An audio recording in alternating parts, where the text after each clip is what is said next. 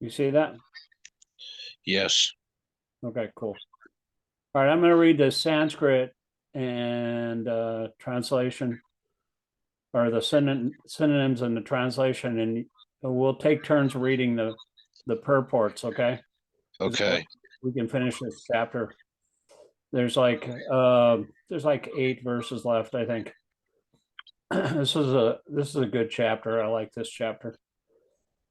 Of course, all the chapters are good in Bhagavad-gītā. Oh, you're right. Right. It's like a sweet ball. Wherever you bite into it, it's sweet. Okay, text 18.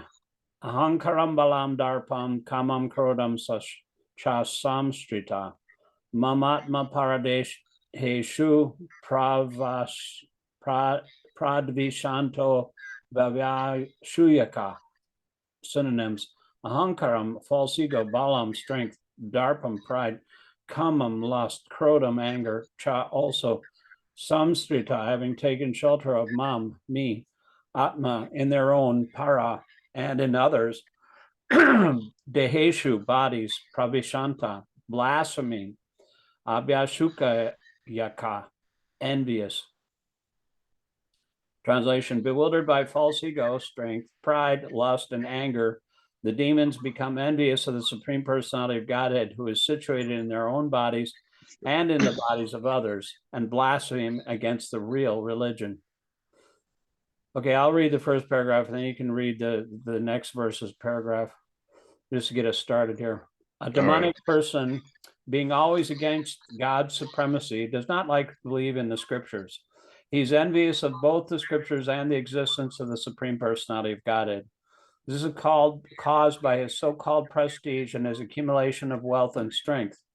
He does not know that the present life is a preparation for the next life. Not knowing this, he is actually envious of his own self as well as others. He commits violence on their bodies and on his own. He does not care for the supreme control of the personality of Godhead because he has no knowledge.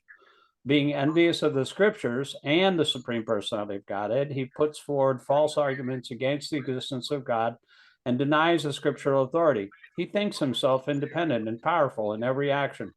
He thinks that since no one can equal him in strength, power, or wealth, he can act in any way and no one can stop him. If he has an enemy who might check the advancement of his sensual activities, he makes plans to cut him down by his own power. Okay. Why am I'm not seeing myself here? Anyway. Doesn't matter. Nobody wants to see my face anyway. Text 19. Tanaham divishata kuran samashareshu naradamam kshipami adra shram asuban asraves eva yonishu.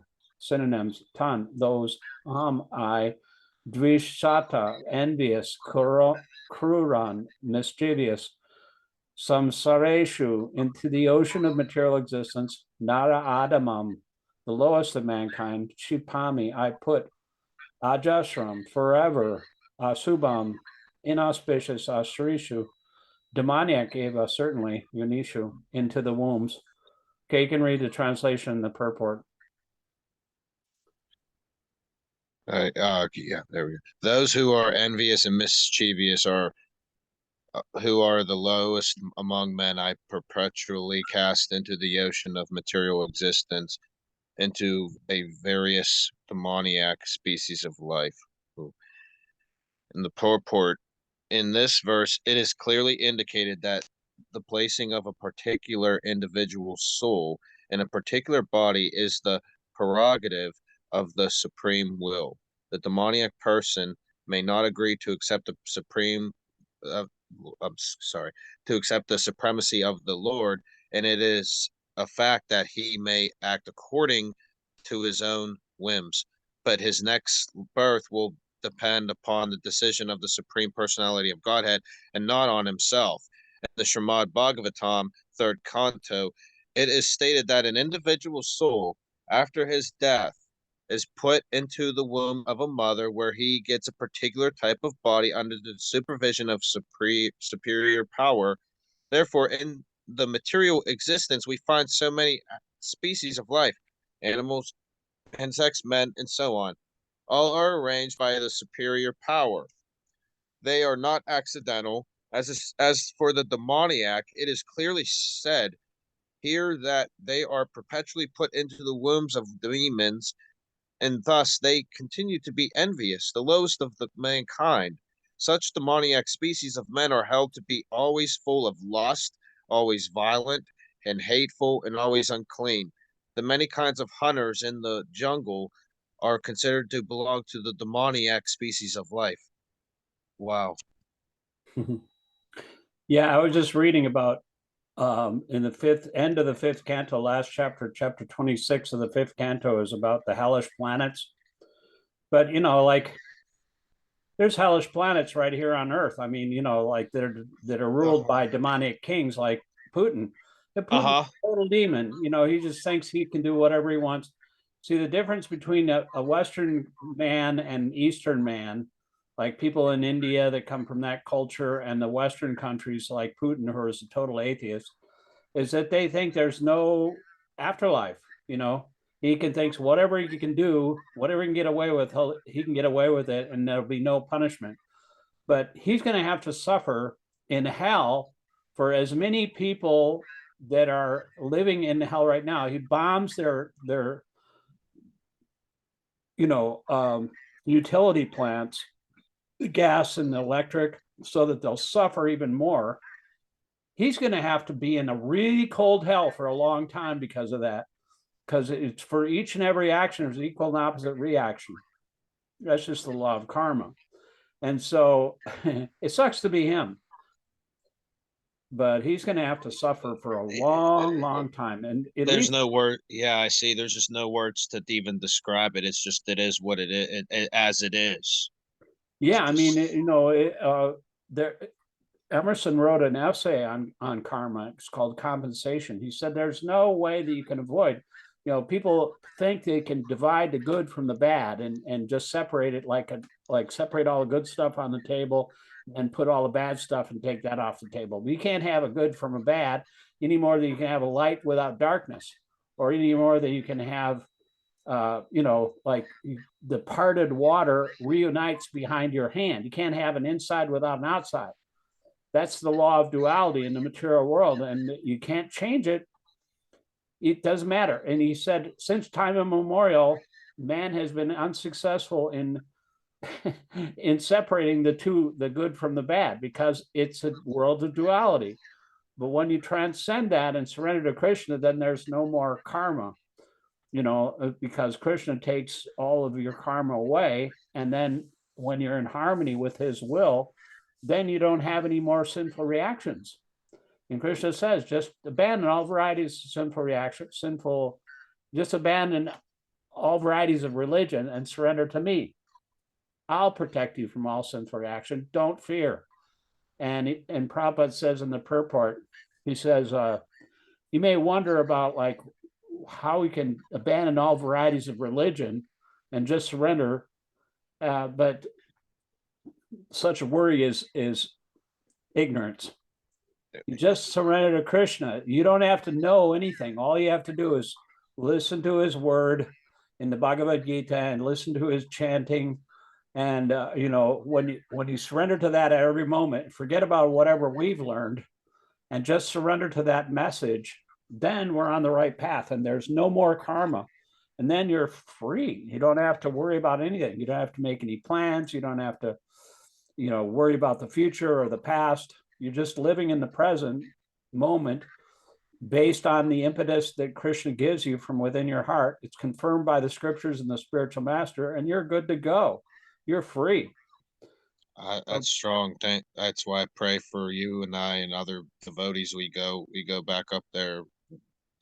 We go to Godhead. Well, it doesn't matter where we are. Actually, there's three kinds of devotees. There's a there's a saintly person that blessed three kinds of devotees. One was a brahmachari. Brahmachari is celibate. He's undergoing austerities. He can't have any sex. He can't do anything, any material enjoyment. And he's serving a spiritual master, and he's taken a vow of celibacy. And so the saintly person blessed him. He said, "You die immediately, because then you go back to Godhead." And then there's a saintly person, and the saintly person, the sage blessed him. It says it doesn't matter if you live or die, because you do the same thing. You're serving Krishna whether you live or die into this material world, and you don't even really want liberation. All we want to do is serve Krishna. We can serve Krishna in any place, at any time. Only if Krishna wants us can he take us back to Godhead. If you want Krishna, you can take us back to Godhead. And then he ran into a hunter, or like a butcher, and he said, "You neither live nor die, because he's suffering in this life, and in the next life he's going to go to hell." So, those are the three kinds of blessings for living entities, but a saintly person knows how to bless everybody. And the real blessing is just to surrender and do what Krishna wants us to do, and let go of our own things, and throw everything that we've learned out the window. And that's what Bhaktisiddhanta, Prabhupada's spiritual master, he initiated a Caucasian, one of his first Caucasian disciples was a German disciple, and he ended up in a prison camp in World War II. And he met this other Jewish guy from Austria. And at that time, the war was going on, and so India had prison camps. They just wanted to separate, just to be careful, because they were against Germany. So these two met, and he wrote a book. He said, "Journey to Unknown India."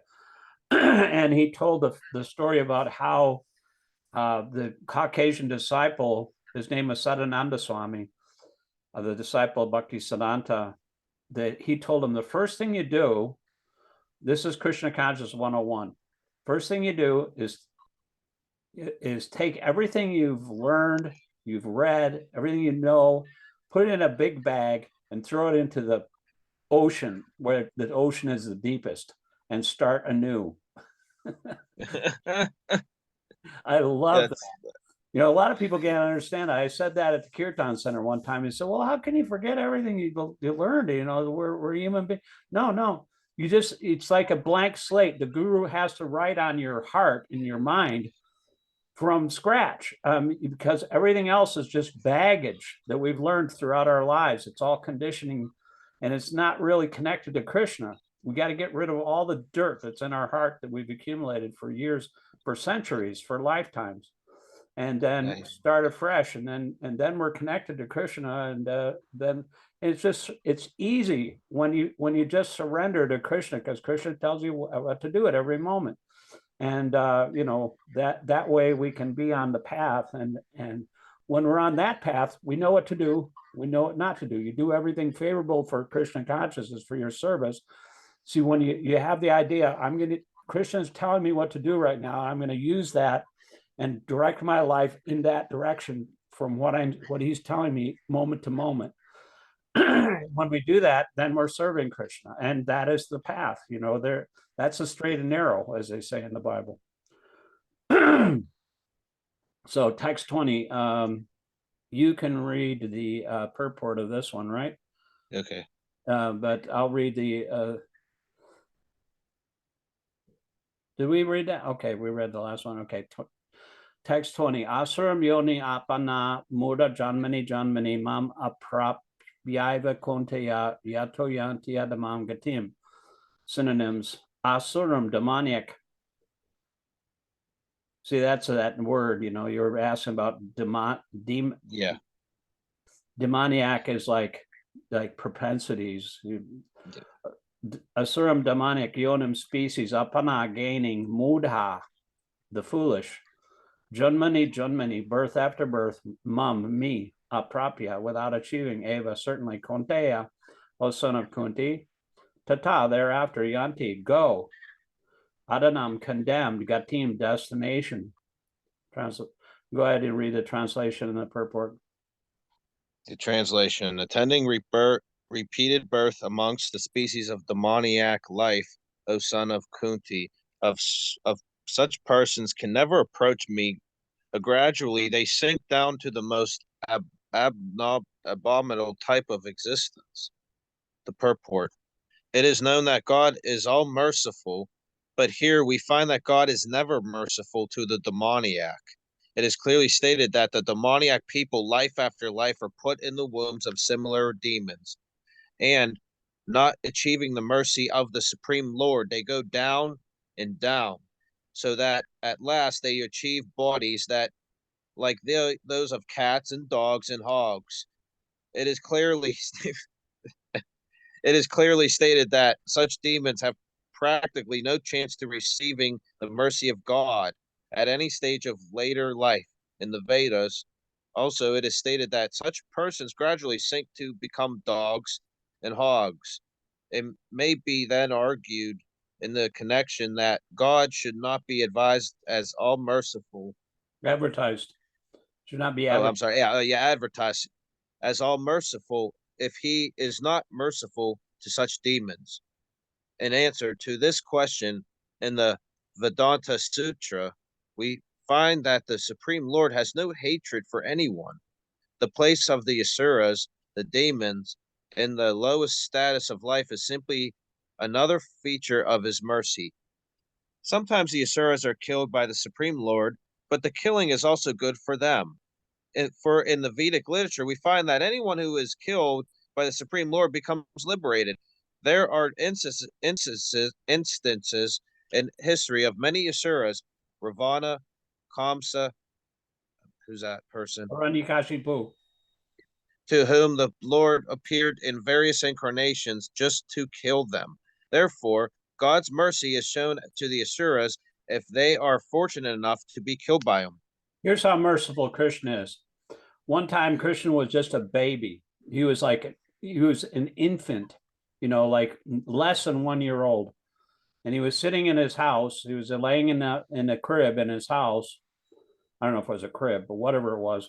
But anyway, Kamsa sent a demoness named Putana.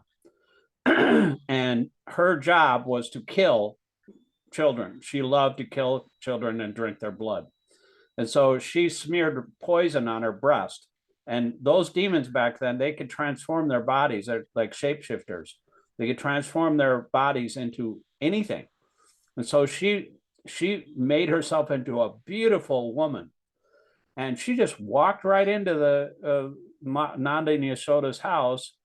And they didn't even stop her because, they thought, this is the goddess of fortune coming to visit her husband, And so she walked in there and started, offered her breast milk to Krishna for him to suck and kill him. But Krishna, first he closed his eyes. I don't know, maybe he just didn't want to see her. But then, I mean, the detail on this pastime is so amazing, because when you really enter into these pastimes, you can actually see exactly what's going on, especially when it's played like a movie from the scriptures, in front of your eyes and your heart. But anyway, he started sucking on her breast, and he sucked her milk out and the poison, and then her very life. And she started screaming, and she said, "Child, leave me," and he tried to get him off, but he sucked out her life air, and she assumed her real form, which was like 6 miles long. It smashed all the trees in the forest. It didn't kill anybody in Vrindavan, but she was huge. And then after she was dead, Krishna was playing on her breast like a big mountain, and they found him on her body, and then they cut up her body and burned her body, and it smelled wonderful, just because Krishna had touched the body. But anyway, what she got as a result of her trying to kill Krishna? She became his mother in the spiritual world. Now, how merciful is that? How can you not worship Krishna if Krishna gave her liberation on the status of his mother just because she had offered to nurse him?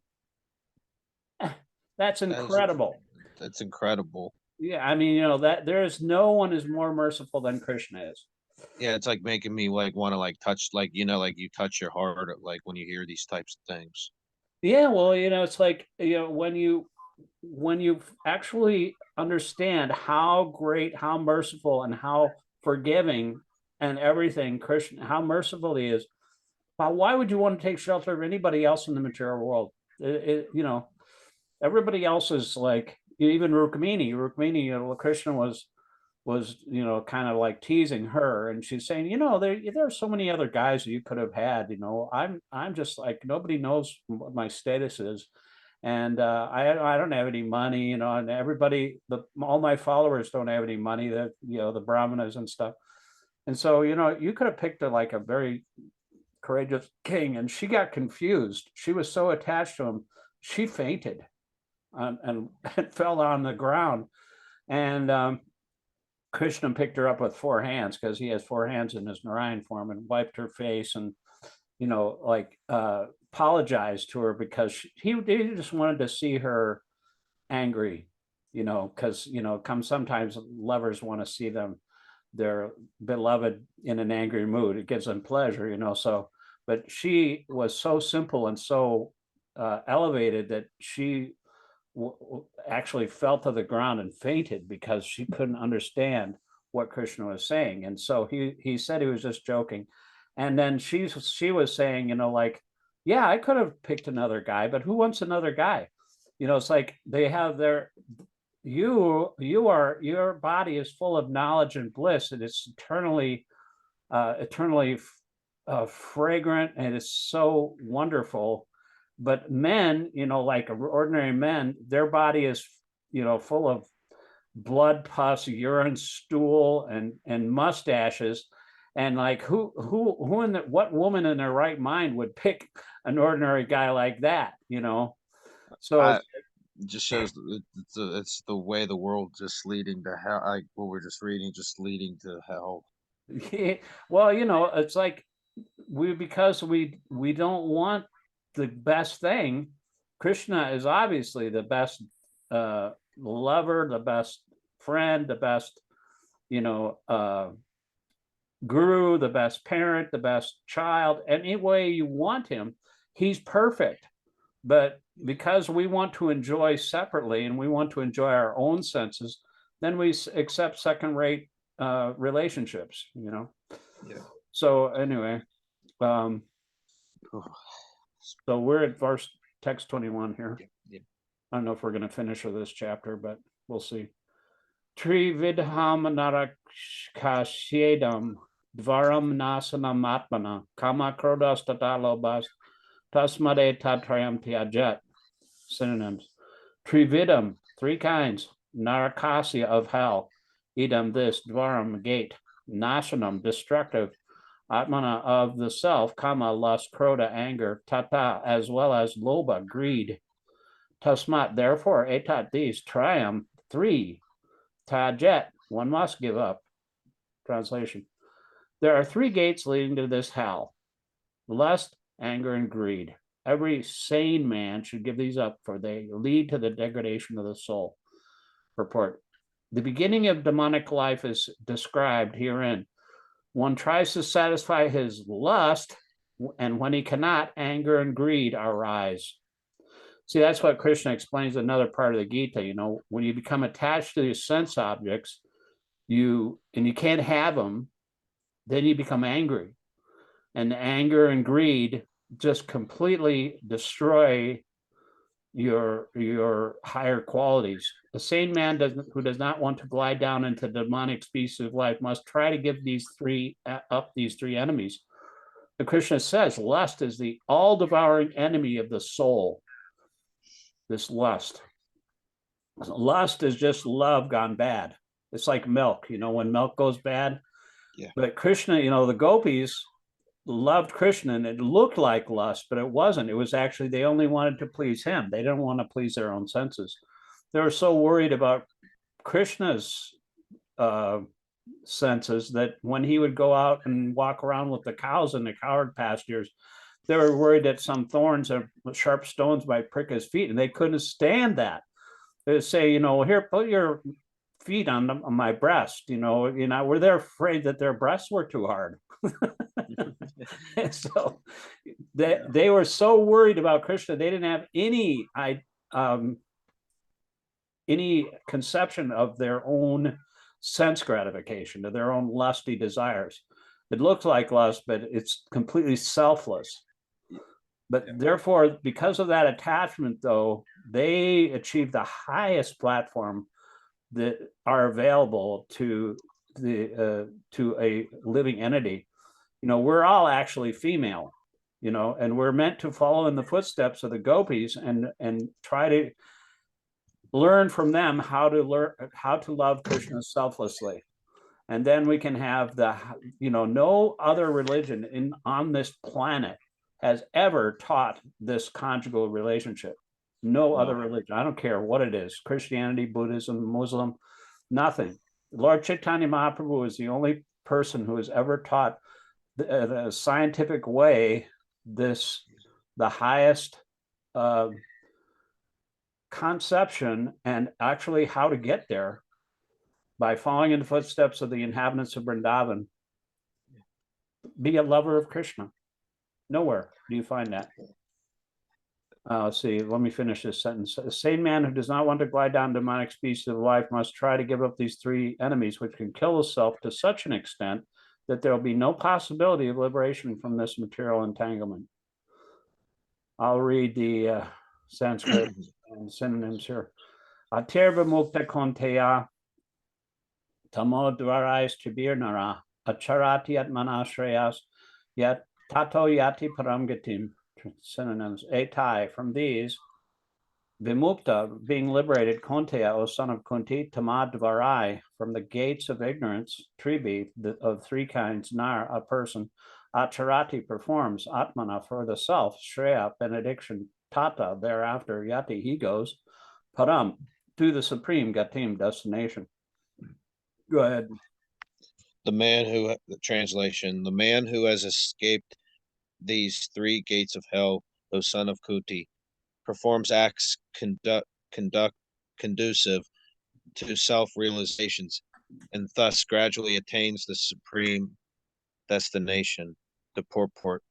One should be very careful on these three enemies to human life: lust, anger, and greed. The more a person is freed from lust, anger, and greed, the more his existence becomes pure. Then he can follow the rules and regulations enjoyed in the Vedic literature. By following the regulative principles of human life, one gradually raises himself to the platform of spiritual realization. If one is so fortunate by such practice to rise to the platform of Krishna consciousness, then success is guaranteed for him.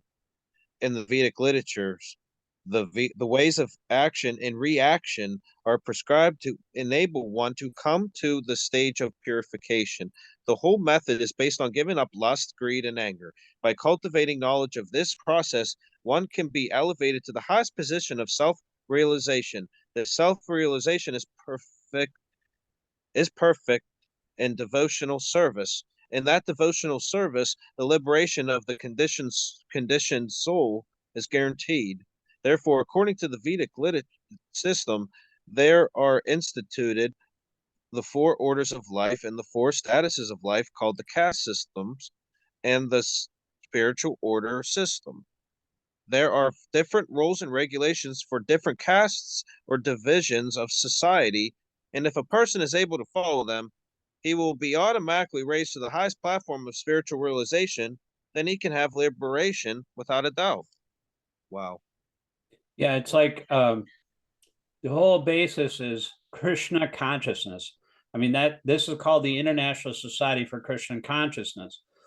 So, if you rise to the platform of Krishna consciousness, if you're conscious of Krishna, then success is guaranteed. And although this whole caste and order system, the Varnashram Dharma of society, is based on qualities and your place in human society. And then if you follow that system, which Krishna created, then you can gradually come to the spiritual platform. You know, we have certain duties, and if everyone's working for Krishna's pleasure in the Varnashram system and following the Vedas, then we can purify our hearts and minds and eventually become Krishna conscious. But there are certain, until we become to the spontaneous platform of Krishna consciousness, we have to perform sadhanas. We have to practice. You know, we have to chant our rounds. We have to get up, read. We have to do everything that we do for Krishna. You know, Krishna says, whatever you do, whatever you eat, whatever you offer, give away, whatever austerities you perform, do it as an offering for me. And that way, he doesn't need anything. But when we do that for Krishna, then we become Krishna conscious. That's the whole idea behind deity worship. When you do everything for Krishna from morning till night, Krishna is the owner of the house. Krishna is we get him up in the morning, we bathe him, we dress him, we feed him, you know, just like his parents did in the Vrindavan. And so when we do that, then we're always Krishna conscious, and Krishna becomes the center of life. You know, I had a realization when I first became to Krishna consciousness. I was walking around the farm in the hills of West Virginia, like right where that Bhagavad Dharma discourse was. I think I was on that hill. I was like walking around there, and I was thinking to myself, you know, my whole life I was thinking that I was the center of the universe. And now I've just realized that Krishna is the center of the universe. It's like, it blew my mind. You know, I was like, well, looking at the other side of the mirror. And that was quite a epiphany, you know. But then then after a while you forget it because, you know, I have so many bad habits. My mind is so conditioned. So it takes a while to learn how to surrender. But once you become surrendered or surrendered soul to Krishna alone, Guru and Krishna, there are two tracks on the train.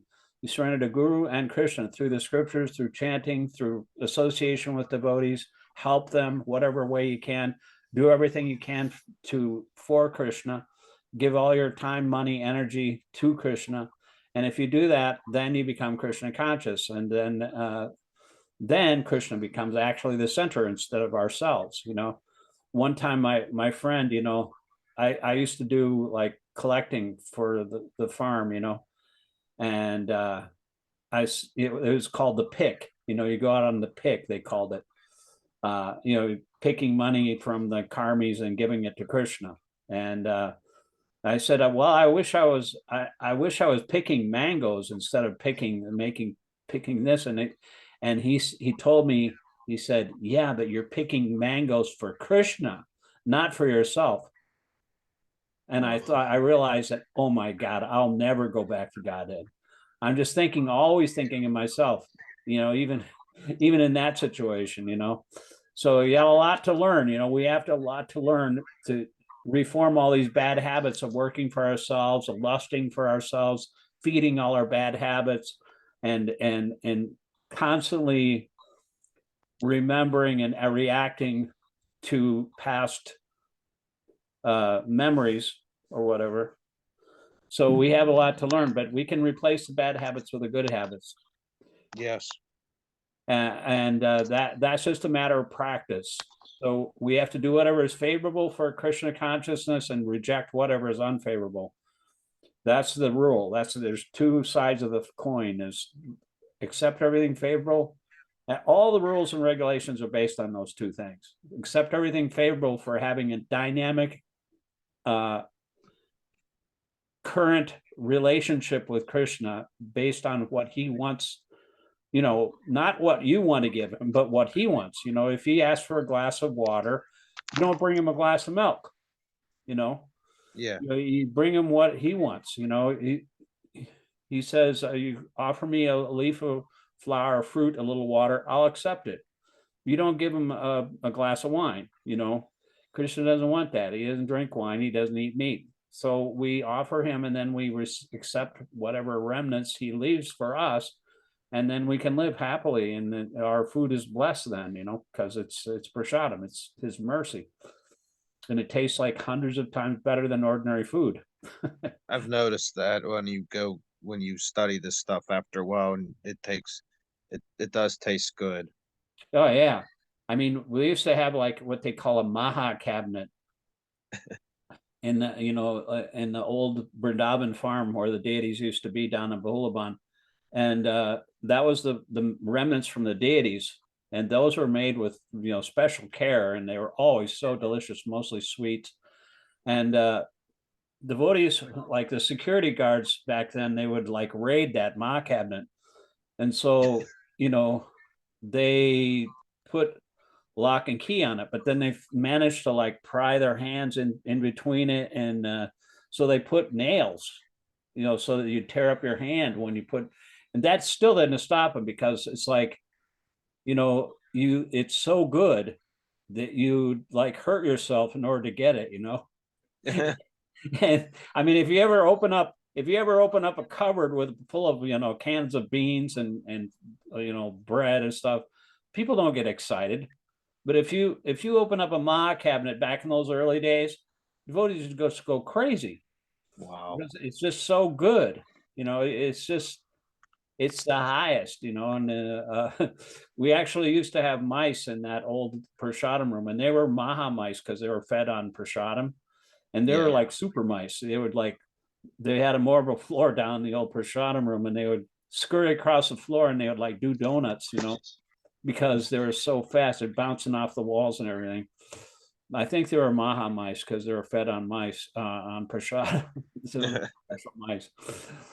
But let's see here. We got about 2 minutes and 30 seconds left. You got any questions about this? Yeah, about the kit. I noticed like one thing I will say is prasadam. Whenever you don't eat it at first, you take little bits at a time and practice eating it. And then after a while, you start wanting more. And then when you don't have it, you eat regular food, like you buy at a Giant Eagle, like macaroni, cheese. It's not, you'll be full, but you're not spiritually full. So is it really like there's like a spiritual food and like Krishna tastes it. He tastes it and becomes spiritualized. There's a whole chapter. Lord Chaitanya Mahaprabhu said, if you get this Krishna Prasadam, you are so fortunate. You can't even imagine how fortunate you are. He glorified Krishna Prasadam to such a level that, and it is true. I mean, it's like you're very, very fortunate if Krishna gives you some prasadam that he has relished. It's like he has his saliva on it. Yeah. The gopis would just kill for that, Yeah, so if some people don't like the food or whatever, then they're just not Krishna consciousness. That's what my question is if they don't like it or they don't. Well, one time they were in another country, and all of like they were cooking with ghee, and ghee is like a pretty good food, because it comes from cow's milk. It's just milk, it's blood of cow transformed. And the people that were there, they thought it was a horrible smell, but the devotees thought it was great, and so that's just basically, like a pig that likes to eat stool, and so it just depends, like one time King Indra, the king of heaven, he was cursed to become a pig, and he went down into the material world, and he had his piglets and his wife hog. And one time the demigods called him back up to heaven. He said, come on, Indra, we got to go back to heaven. He said, no, I got my family here. You become attached to wherever you are. So it's like, it doesn't matter. A worm is happy in stool, so it doesn't matter where you are, but, because there's even enjoyment in hell, so, but we have to, why